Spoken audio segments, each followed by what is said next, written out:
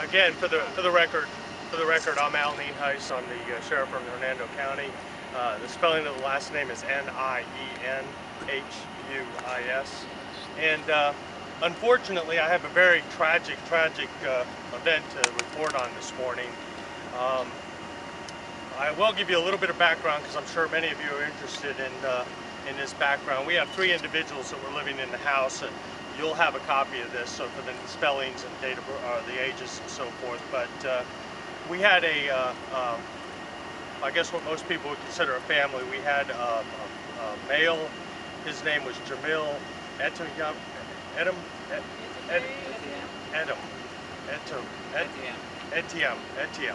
Jamil Etayem and Roseanaa Sanson.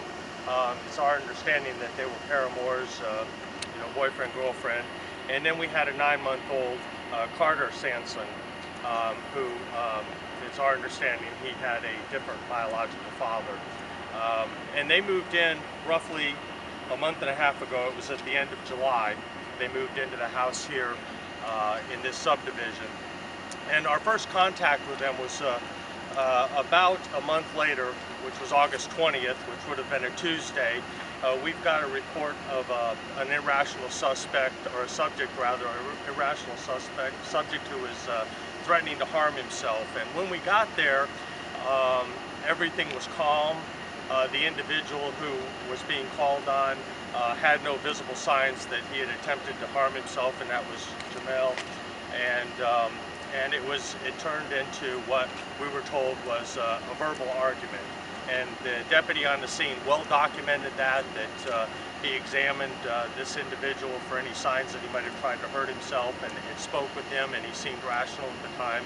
So we documented that fully and went ahead and left the scene. There was no cause to take any action as far as a Baker Act or make an arrest at that time.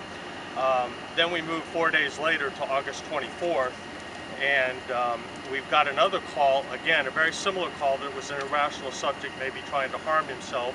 And when the deputies got on scene, again, a similar situation where there was no indication that the individual was trying to harm himself, Jamil, but through investigation, the deputy spent quite a bit of time and was able to determine that there was probable cause for domestic battery, that Ms. Sanson was battered, and the deputy did the appropriate thing and made an arrest in the case. And a day later, the very next day, on August 25th, Mr. Etayem was bailed out by a relative. And we don't have any contact with him from the time he was bailed out as far as our law enforcement goes. Now, because it was a domestic violence situation, there are some protocols we have in place where we try to interact with them and make sure that the victim gets some assistance, and those protocols were followed. We also work closely with the local domestic violence center, namely the Dawn Center, and make sure that they have the information to do with what they deem appropriate. And again, other than that, we had no law enforcement interaction up until yesterday when we got a call of a suspicious incident. A local neighbor advised that things didn't look right there. There was apparently some arguing going on yesterday afternoon, and when the neighbor realized that there was no movement in the house after dark and no lights came on, that neighbor became concerned and called the sheriff's office. Unfortunately, when we got here, we found all three of the individuals, including the 9-month-old little boy, all deceased.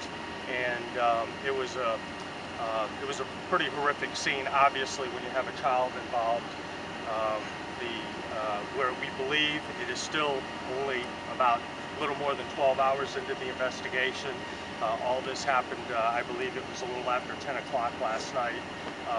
And so we're still really in the early stages, but our initial investigations are that the weapon was a bladed instrument, a knife, and so that obviously makes a scene that is pretty horrific when you have three deceased individuals who die in such a violent manner. So Again, I can answer a couple questions, but that's really about all the information that we have available right now. The next of kin has been notified. So. Did it appear that the man had self-inflicted knife wounds? We believe that he took his own life, absolutely, yes. With and the only knife? weapon that we, right at this point, the only thing that we believe was used as a weapon was a knife or knives.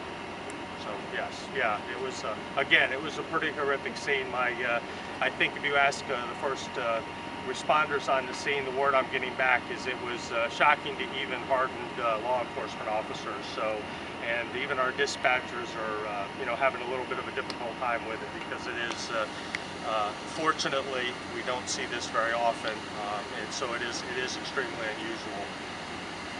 Any other questions?